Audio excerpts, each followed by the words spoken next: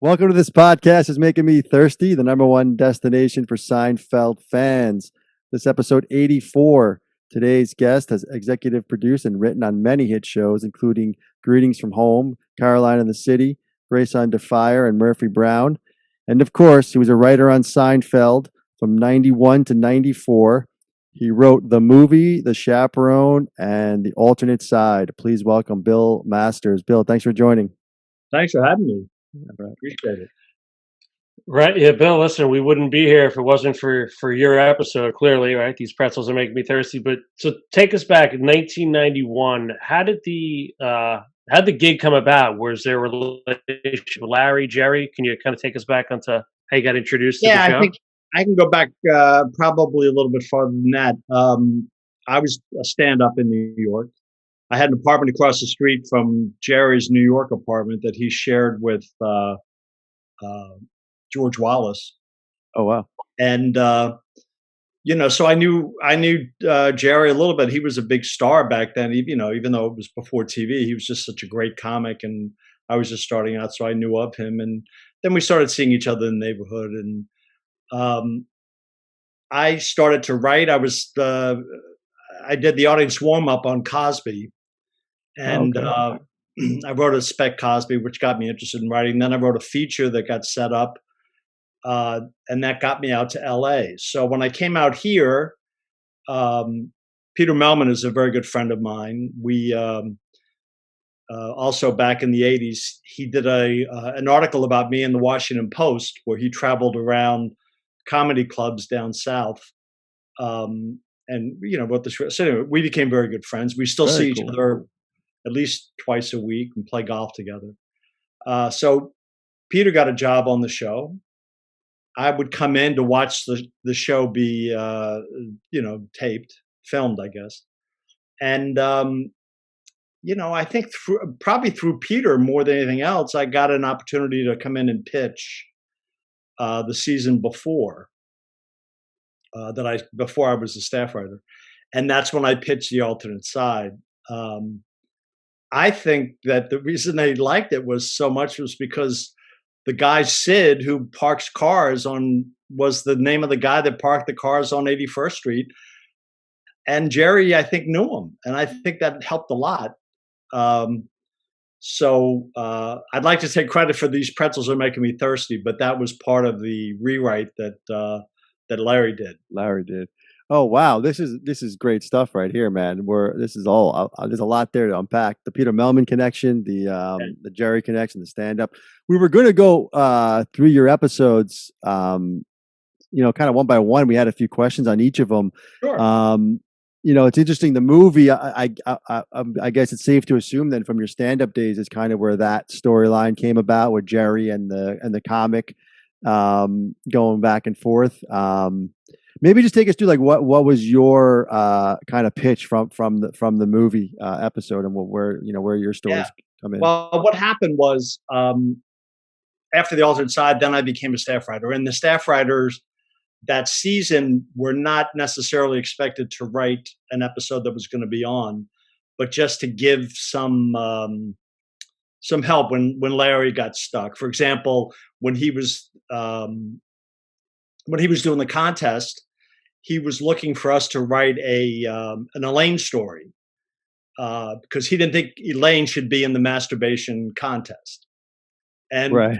we were arguing to say, of course she should. And he goes, well, who is she going to masturbate to? And John Heyman said, JFK Jr., of course, which made Larry laugh. And that's what helped that thing go along. The other two of the staff writers, Bob Shaw and Steve Scrovan, and we just worked on ideas. When the Bubble Boy, the whole thing about moops, that happened to me. I pitched that to Larry. And so that's what our contributions were supposed to be, but we all wanted to write something, so we would also work on our stuff. So Scrovan came up with the idea for the movie, and he didn't want to write it by himself, so he asked me and he asked Heyman to contribute. Bob, for some reason, Bob Shaw wasn't available. I can't remember why he didn't get involved. So it was It was Steve Scarvan and Heyman and myself. Um, and I'm not really sure about who wrote what in terms of in terms of where the comedy club came from, whether that was in our draft or whether that was something that Larry did later. Mm. But it was obviously something that we had the idea for it, or Scro had the idea for it. This is what we used to do when we were stand-ups, is that, you have a spot at 8:30 and then you have another one at 2 a.m. Well, you go to the movies. What else are you going to do? Yeah. So that's probably where it came from. And then it just, what would happen if people just keep getting mixed up, and why would they get mixed up? And I think it was Larry that came up with Kramer wanting to get the hot dog. But again, I'm not quite sure where that started from.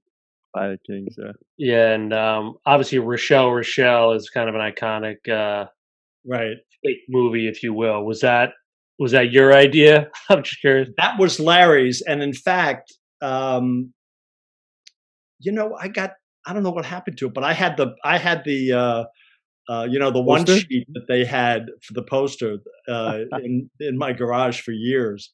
But that's that's Larry David, Rochelle, a trip from Minsk to Milan to Minsk, yeah. It was just that was all Larry.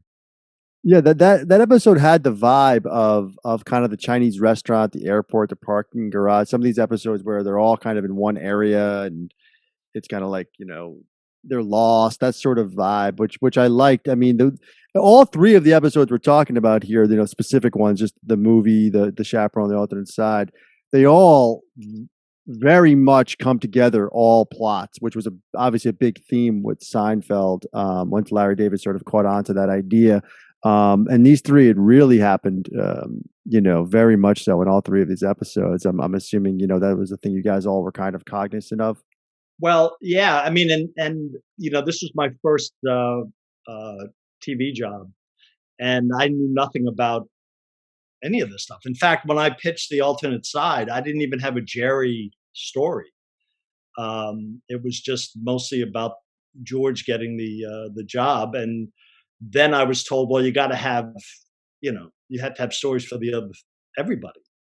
I can't remember what the Jerry thing that I wrote, but Larry thought of the car being stolen.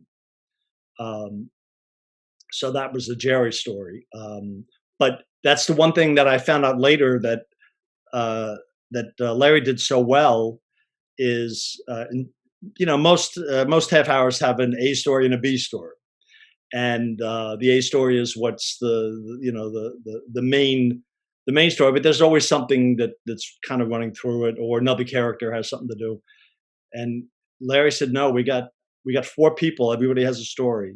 I'm not 100% sure that they did that, for 190 episodes or whatever it was, but that's the way Larry wanted it to go. And so that's why now that I'm on staff and I know how to do it in theory, that's how we needed everybody to be going to the movies and having something that was.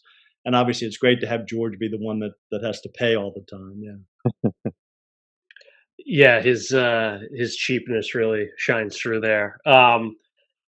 Jumping back to the alternate side, listen, we did a full rankings. We rank it number 4 all time. It's really wow. Yeah, it was my Fantastic. favorite. I was one. Yeah. It's just a perfect episode. It's funny is we'll talk about it in a second. Like, it's come out now that it's Jerry's least favorite episode. Right, I was going to say I did read that. I don't and understand I read that at all. Melman saying that, yeah, Larry loved it, Jerry didn't. Was that? I know Jerry says that now, but at the time, did you get that same vibe? No, because I'll tell you the funny thing about the pitch was the first thing I pitched. I can't remember what the story was, but they hated it, and I thought it was over. But I had like 5 other things, and the second one was the alternate side, and I pitched that, and they were laughing. Everything was good. And then I just started to go into the third pitch. And Larry Charles was sitting next to me, somebody I just met that day. And he just elbowed me and said, go back, go back. They like it. They like it. So I went back and, did as much, bullshit that I could to make it seem like I had more of an idea there than I did. But the thing I think that Jerry didn't like was he didn't like the Navy Beans scene because he thought it might be too cruel. Right. And then I think, boy, I thought they were a lot crueler later on. Yeah, I mean, they killed Susan. Right, exactly. If you're going to care about that, where we draw the line here? I mean, and I like at the end, they do tie it up and say he got better and everything was okay. Right. If you want to go that route, I mean, I don't care the way. I thought it was funny. Funny's funny. But if you do want to go that route, they did at the end say, he's fine now. He's doing well. And he actually, was using her for sex or whatever. So they made it funny. Right. But yeah, The Alternate Side is an all-time favorite of ours. Obviously, that's great to hear.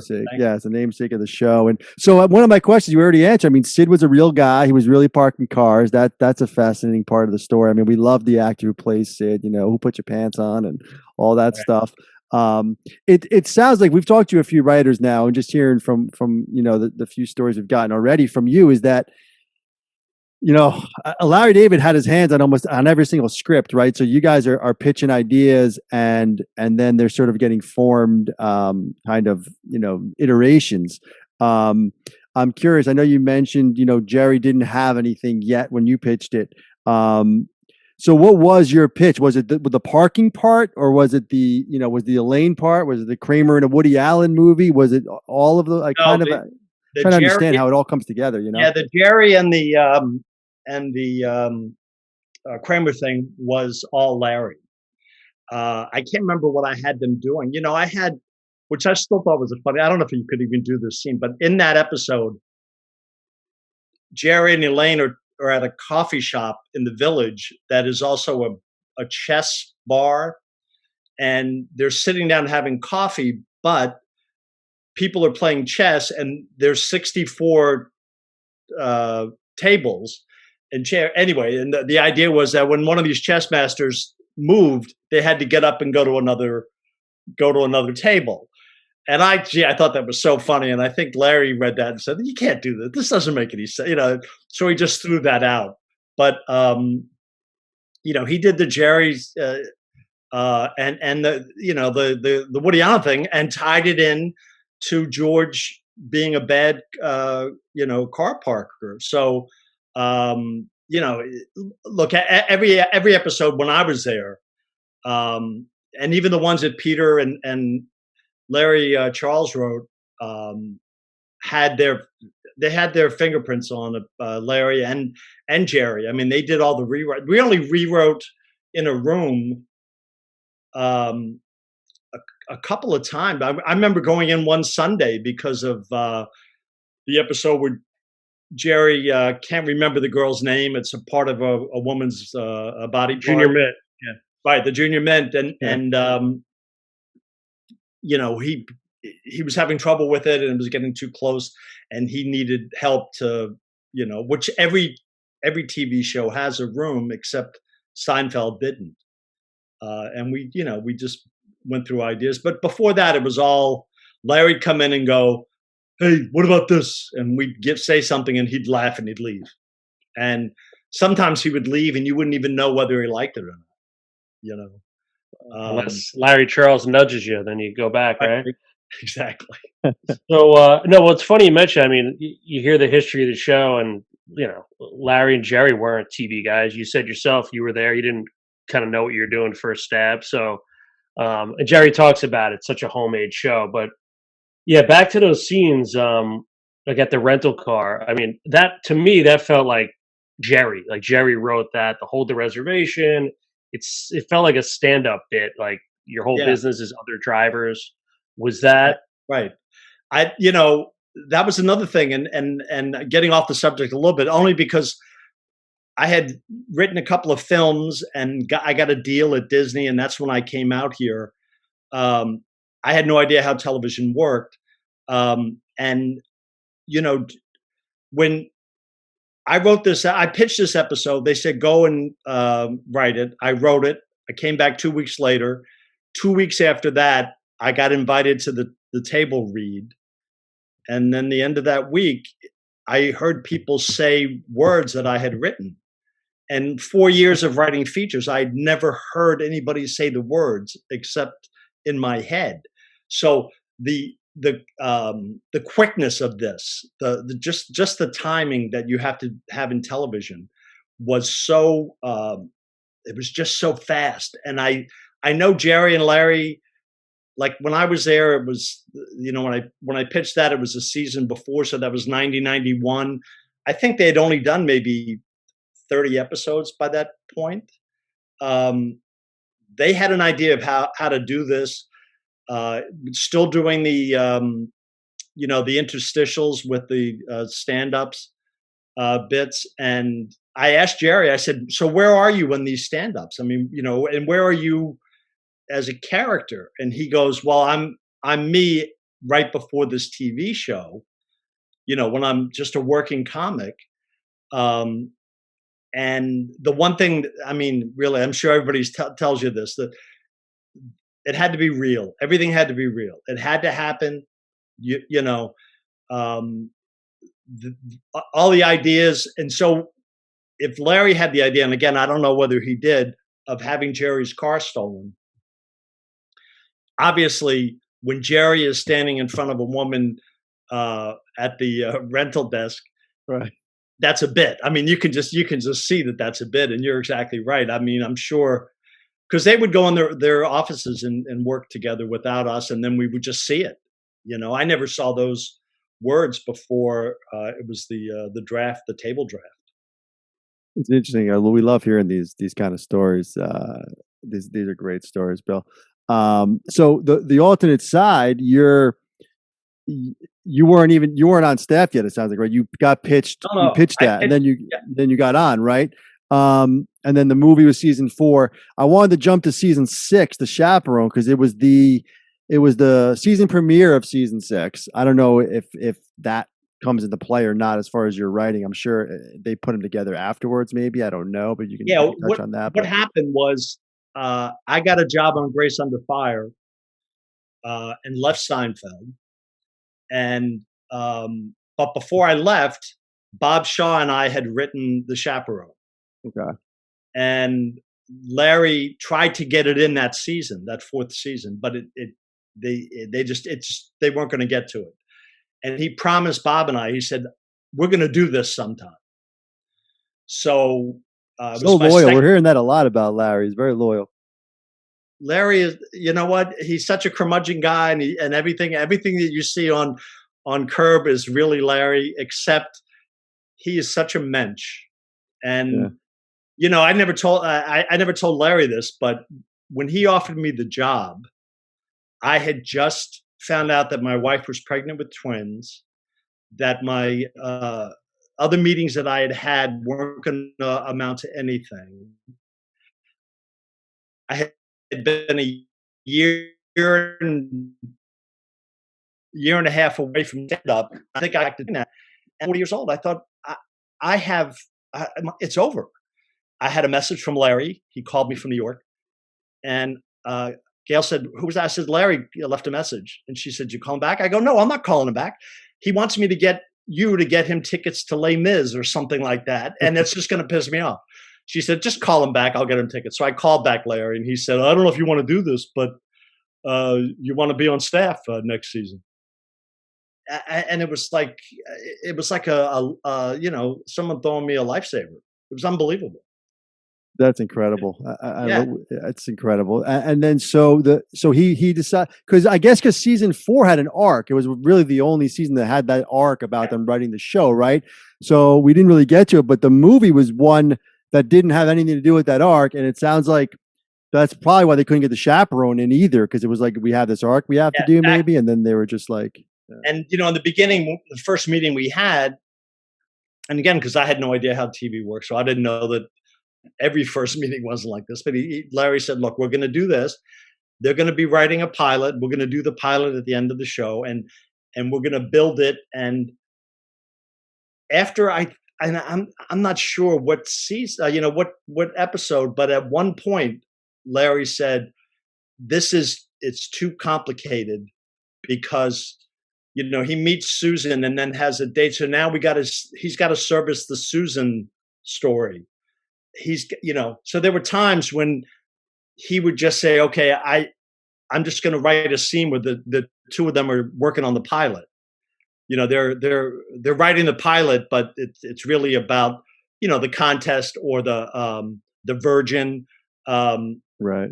Not that there's anything wrong with it. That one, the outing, Yeah. but throughout those, if it didn't have anything to do with the pilot, he was trying to at least have a line where somebody says, NBC called, just something to keep that alive. But boy, when we did, when they burned the house down, Susan's father's house, there was so much plot in that story based on stuff that we had done up until that point with the fact that he met NBC, and everything else. Yeah, so, the cigars, yeah.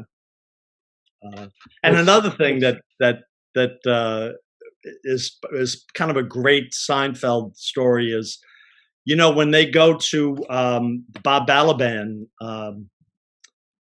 and George looks down his daughter's cleavage, Yeah. and Balaban goes to the bathroom and throws up, right? That really happened. Larry was sick one day during that season, and Scrovan and I were going to pitch. I don't think we were pitching the movie. We had another script that we were pitching before we went and wrote it. So we were supposed to meet him, and his assistant said, Larry's not in today. He wants you to go to his house. So we thought, this isn't going to work, So we went over. He lived in Studio City, not too far. And we stopped at a magazine stand and got a bunch of, porno mags and said, just to say, hey, read these while you're up, that kind of crap. So he goes, come on, I'm really, just tell me what the pitch is. So we start the pitch, and he gets up and goes into the bathroom right next to where we were, and you could hear him throwing up. So I turned to Scro, and just as a joke, I just kind of said, hey, how do you think it's going? And Scrovan started laughing. I'm laughing. Larry comes out of the bathroom, and he goes, well, what's so funny? And we told him, and then he started laughing. And then we said, do you like our pitch? He goes, no, that pitch is shit, but this is funny. This is funny. I'm going to do this. So we never got to write that script. Or actually, we wrote it, but he didn't use it. But he kept that in the back of his mind, and he used it later that year. So wow. It's funny. I mean, that's an incredible story, and like another just iconic moment from the show that everyone remembers. And you mentioned another one, the Moops idea from the Bubble Boy. So yeah, Bubble Boy, yeah. Yeah. So tell us a little bit about that. That's another thing that he would come in or Jerry would come in just to say, okay, we're doing this. What do you think of this? How can, a line here? Because I think that what Larry and Jerry wanted wasn't necessarily a staff of writers. I mean, he got them later when Gamble and Pross came and what's his name, Spike Pearson, but in the beginning, he before we were there, he had Tom Leopold and Elaine Pope, and they didn't stick around. And Peter was very fortunate that he kind of, he just kind of laid low, and they liked him. So, but with us, he hired 4 stand-ups to come in just to, that had writing experience. But so anyway, when I can't remember exactly what he came in to talk about, but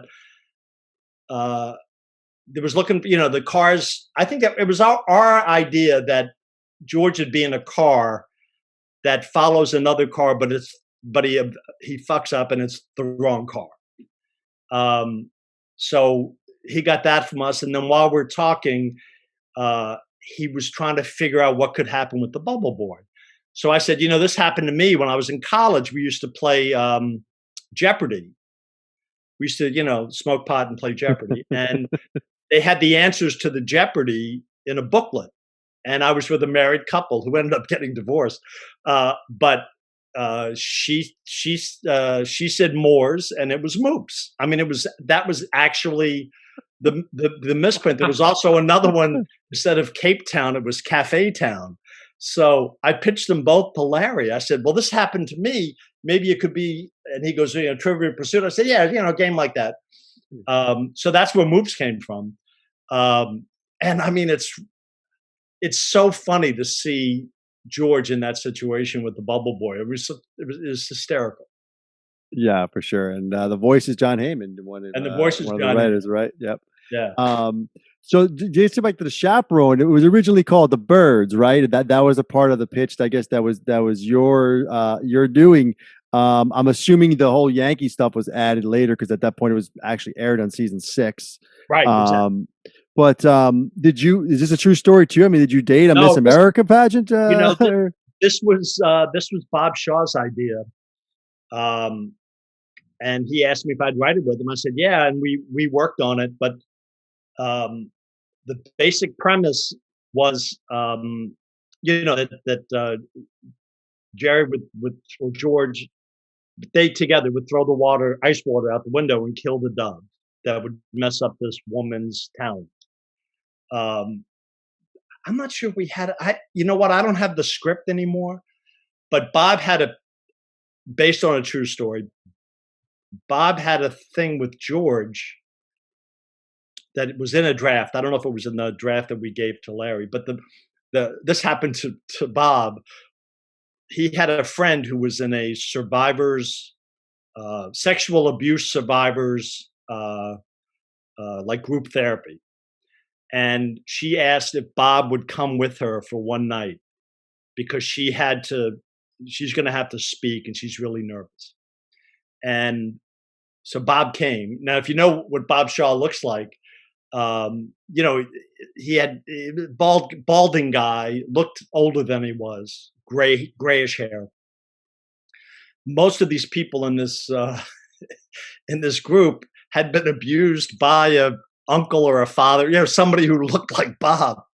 So Bob's in this thing, and finally somebody said, "What are you doing here?"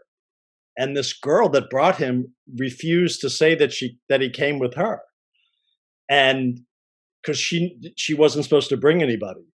And they went crazy and started yelling and throwing stuff at Bob. And Bob had to run out of the room. They thought he was just some perv that wanted to hear people tell stories. So we said, "Oh, that's a great George thing." But I'm sure it would have been too much even for back then. But that's what George was going to do in that episode. Yeah, Bob. And Bob also played a taxi driver on the show, right? Yeah, he did that. He was also... there's one where we're all extras in the coffee shop, but I think he's an NBC executive sitting at a table in the coffee shop. He has a line. Huh. Well, it's funny, the cab driver, just watching the movie again, and I don't know how involved. We're going to talk to Mark Hirschfeld in a week or so, but the cab driver in that episode of the movie was just hilarious. Like, did you, as like a head writer, have any input into casting these characters? Because no, in fact, in that episode, what's his name? Barry Diamond was the comic. Yeah. So Steve Scrovan wanted Steve Heitner, who comes in later. Banyan. Yeah. Banyan, yeah. And Heitner wasn't, he was just a stand-up and an actor working. He didn't have much work up to that point. And we wanted him because besides being very funny, he had that kind of young face, and he would be the guy that would kind of run around Jerry going, "Hey, what do you think of this? What do you think?" That kind of stuff. So that's who we wanted. And Larry, because he was a friend of Barry's, gave him the part. And we wrote it for Barry Diamond, which made it, instead of this hopeful comic, which I think Banyan was too, if I'm not mistaken. But anyway, instead of that, he had Barry Diamond, this kind of annoying, not funny guy, and it worked. Barry Diamond was very funny in it. But that was the only casting thing that we were part of, and it didn't work. So You know, Bill, you touched on something earlier about how in the later years they brought kind of a more seasoned writers or writing staff, if you will, and um, we're fans of the earlier seasons. That's kind of our MO. Anyone that watches our podcast or listens knows that we hold seasons 2 through 5 in much higher regard. It's 6 as well, and even 7 to a degree. But for the most part, it's that's the core of the show. And then 8 and 9, it gets a little bit different kind of show. To each their own, I guess. But it's evident that it seems to me that the writers in those later seasons, the Spike Ferristons and these guys that you had mentioned, it was almost like they were writing a Seinfeld episode for what they thought a Seinfeld episode should be, like from the outside. Where it was like the writers, like you guys that were there, were just pitching real life ideas and on the fly, and Larry's writing them, and Jerry's writing them. You guys are all like using real life, and it just seemed more true. And I don't know if you as an outsider, when you weren't on the show anymore, could you see that kind of vibe happening too as well in those later years when it got a little bit? The problem with me was because I was successful on Seinfeld, so I was getting work, and I got work for the next 10 years. It meant that I could never watch television because I'm always working. So I would only see bits and pieces of the shows, and then caught up with most of them in syndication. One advantage we had was that this show, although popular, we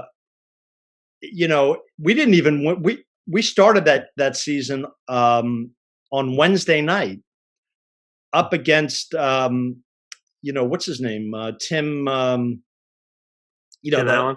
Tim Allen, yeah, that show, and that Tim Allen beat us every week. We always came in second in our time slot.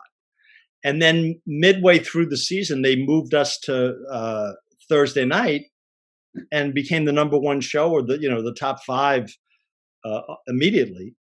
And so I guess my point is that we weren't writing for a successful TV show. We were writing for a show that a couple of friends of ours, I would think it'd be like SNL was back in '75, where they said, look, they're going to leave the lights on for us, and they're going to let us do stuff. So that's how we did it. By the time these other guys come, they got a burden. They got a number one show. They got to keep it number one. They got to do stuff that's true and tested. And I think also Larry, I've never seen anybody work as hard as Larry did on that season. He was, and he didn't really get a lot of help from the staff because he didn't want to. I think what happened was both Castle Rock and NBC and just everybody, the powers that be, just kind of said, Larry, you need help. You can't. You're going to kill yourself, and we want more television stuff, I think. And I'm just speculating. I have no idea, but I would agree with you that seasons 2, 3, 4. And 5 were probably the most Seinfeld of all the Seinfelds. Yeah, it's a good point that I never really thought about the pressure of maintaining that. Right? I mean, like you said, you were on Wednesday nights. Wings, right? Was doing 25 million after Cheers, so there was a lot of pressure there. But then when Cheers left, you guys had to really step it up. But yeah, it was the Shoes. I'll never forget it. The Shoes episode that launched behind Cheers on Thursday night. But it's funny you mentioned it. Like, just it's a bunch of friends, right? Like you, Melman, Shaw, like hanging out. Like, I don't know. Tell us like is there a typical day? Like, you guys go out to lunch? Like, what's the vibe? Like, what you guys are doing versus like what's happening at Grace Under Fire or something? Well, Grace Under Fire was like Vietnam, so that was different. And I could do an entire podcast of if there ever is a Grace Under Fire podcast, I could tell these horrible stories. But we go to work. We had a cook that would come and fix our lunch. We would sit down at lunch. Every day, John Heyman would stand up in a huff and he hated whatever that woman cooked every day. Sometimes Bob Shaw would come in late And one day he didn't come into for lunch, and Jerry said, "Where's Dinner Bell Bob?" And we knew right away, uh-oh, this is not good to have the boss notice that you're not there at lunch when you're supposed to be there about 10 o'clock. So, but the great thing about lunch was it was funny. It was, with the exception of Peter and Larry, and then Peter ended up doing stand-up anyway. And Larry Charles was a joke writer in the beginning of his career. You basically had these 7 people who had a lot of experience in nightclubs, making people laugh, and that's all we did. We just ate and laughed. And Jerry and Larry, they were never the funniest people at the table, and they were never the people that thought that they should be the funniest people. It was just a bunch of guys just just laughing and having fun. And then we go back to our room and work on whatever we were doing, and Peter would go into his because he would usually have a script that he was working on. Same with Larry Charles, and then Jerry and Larry would take whatever that week's script was and polish it and get it ready for whatever the next day was. And we just had fun. There was a thing. We had one that Scrovan came in with a soccer shirt on. Like Manchester. I don't know what it was. It was the soccer shirt. It had a funny color to it. It was so when he came in. And we had 2 offices, but we always hung out in one of the 2 offices. So there's 4 of us there. And, we're giving Scrovan such shit about this ridiculous looking shirt. So we opened up a betting thing. What was the over under before Jerry says something about the shirt? And, maybe it was Heyman who said, look, 5 seconds. As soon as he walks in, he's going to go, what's up with the shirt? So Jerry comes in and he's talking to us, and I think Scrovan said he's not going to mention the shirt. It's not that funny. It's not that odd, and I'm going to win. So I don't know. Jerry's talking for 4 or 5 minutes. We're talking about different things here and there, and he hasn't mentioned the shirt. And so behind Jerry, you can see Scrovan going, and Jerry doesn't know what's going on. Anyway. So right as Jerry said, okay, so whatever it was that he established, come back to my office in 2 hours, whatever it was, he left. And I swear to God, it sounds like a TV show. He got to the door and poked his head back in and said, "What's up with that shirt?" And we just started to applaud. And then we had to explain to Jerry what that was about. He goes, "My God, it's the ugliest shirt I ever said. I didn't say anything earlier because I didn't want to hurt this guy's feelings." Oh, so that's the kind of fun attitude that was there. And then I don't know if you know the story about Tom Arnold with Julia. With Julia, yeah. So the parking spot, yeah, the parking spot.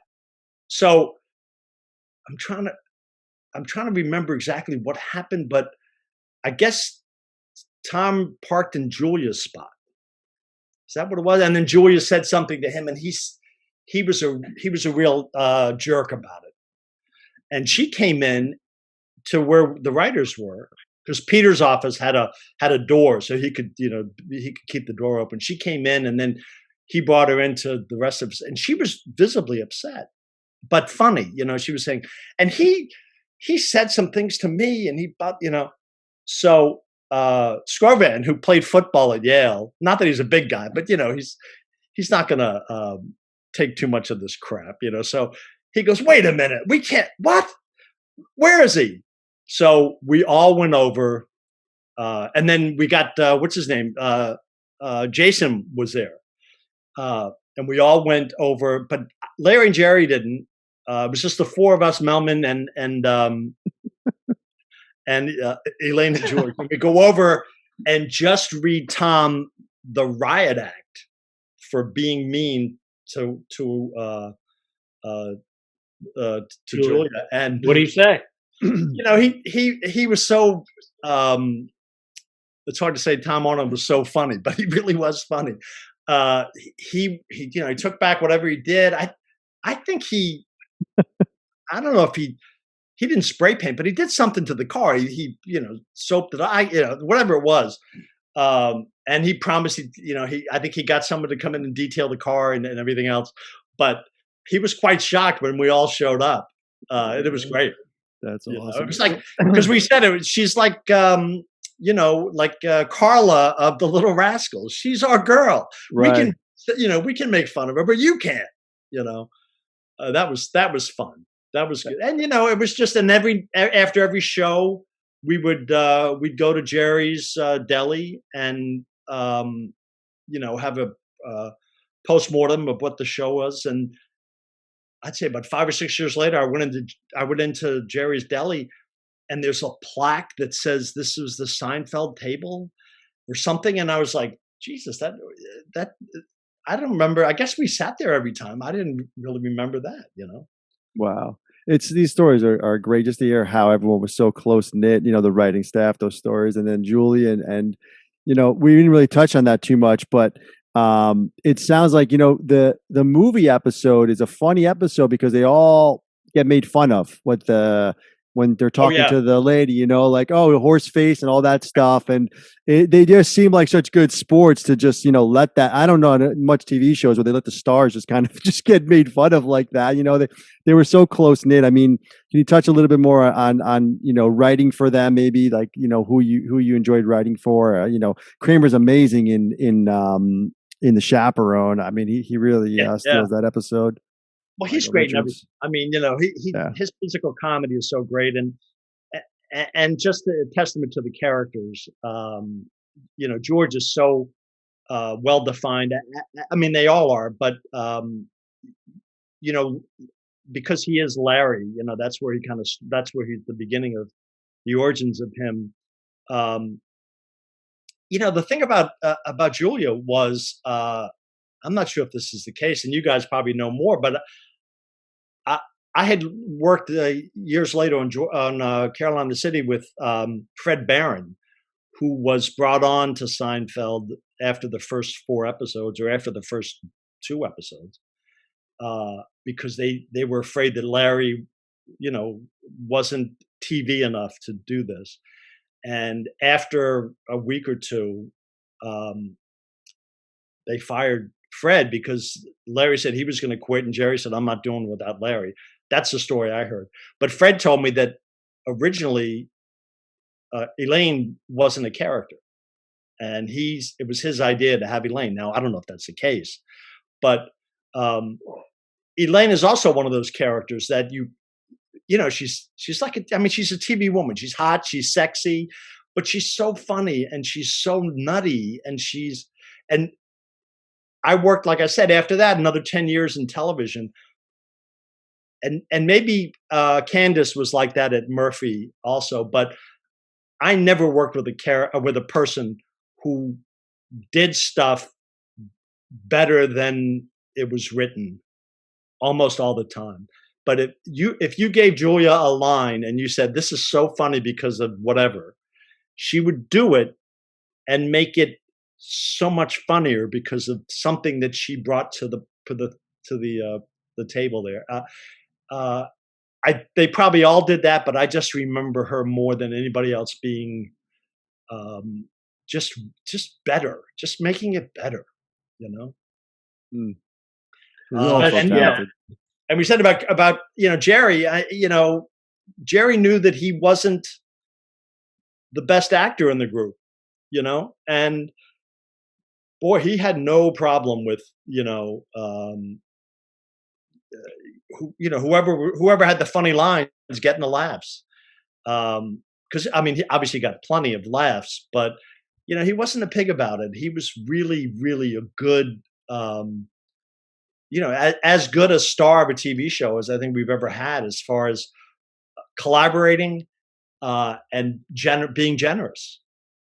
Yeah, it's funny you mentioned that. We've had a ton of guest stars on the show, and they all say the stars let us shine. Like that's who does that, right? I mean, and that starts at the top of Jerry for sure.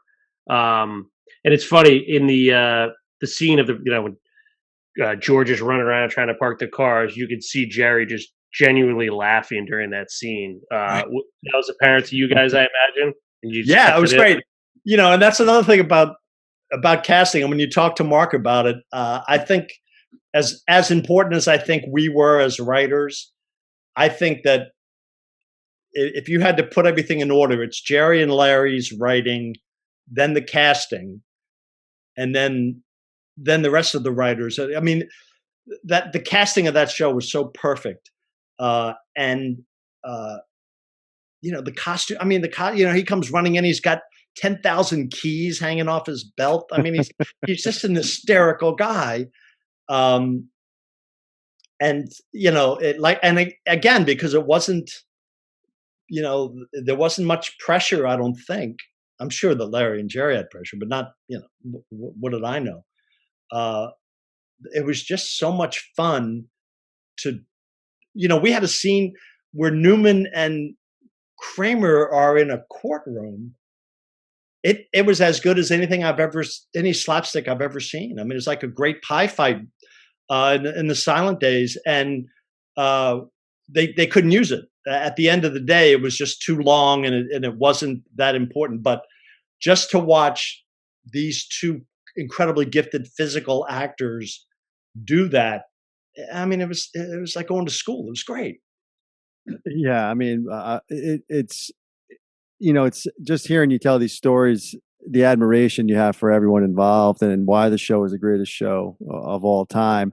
I'm curious, what's an episode that you as someone who was there when it was being pitched, like sort of was like, oh man, this is it, this is great, this is like your favorite, basically. We're not putting you on the spot, more like maybe not your favorite episode when it aired, but sort of like within the writing, like when you were like, wow, that's an idea, like that's like perfect writing, or that's like, I wish I had to come up with that. The contest, obviously, just to give you an idea about how Larry ran things, is that you would have a table. After the table, he invited all the writers to come back to his joint office with Jerry. So there was a studio and the network. Larry, Charles, Peter, Jerry, and these 4 staff writers for the network notes. And I've never been on a show since then that had staff writers in. I mean, not only did he have us in there, but he would have us in first, and we would take all the seats. So the network and the studio guys would come in to tell us what needed to be done. They couldn't even they couldn't even sit. They had to stand, and while they're doing it, Larry is usually over sitting at his desk with a 5-iron in his hand, working on his grip. They were great. I mean, Glenn Padnick, everybody, they were just great. But they knew, that they were in the clubhouse, with these kids. But when we did that episode, we read it the night before, and as we're walking for the table, I said, my big prediction was, I said, this isn't going to go. We got to figure out. I'm sure Larry and Jerry have something else they're going to do, but we should prepare ourselves for him coming in saying, we got to come up with something right now and do it and get it, blah, blah, blah. I said, because the network is going to kill it. That's just not going to work. So of course, the table was unbelievably great. We go back to the offices, and the guy from NBC, and I can't remember his name now, he just came in and said, don't touch it, it's perfect. And they left. Wow. And again, I 10 years after that, I've never heard anything like that before, where it's like we could have filmed the table read and they would have been happy. That's how great that episode of television was. And again, casting, having Rachel Sweet as the cousin, she was great. Everybody was great in that episode. It was so well, everything about it was great. So I would think that's my favorite. It's most people's favorite. So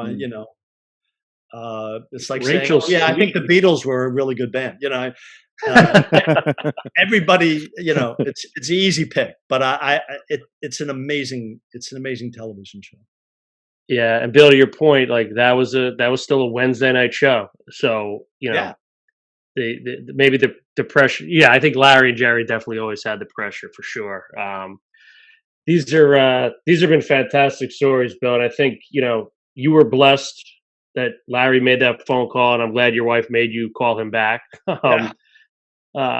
Because you got to experience all these great stories. So just thanks so much for these stories. And listen, when we're out in LA, I guess me and Tony could play golf with you and Peter. I'm guessing, right? Sounds great. Because of Seinfeld, I made enough money that I joined Hillcrest Country Club, so I have a place to play golf whenever you're out here. Thank you, Awesome. Bill. All right, thank you. This was great. Thank you so much, Bill. All right, thank you. All right, bye bye. Have a good night.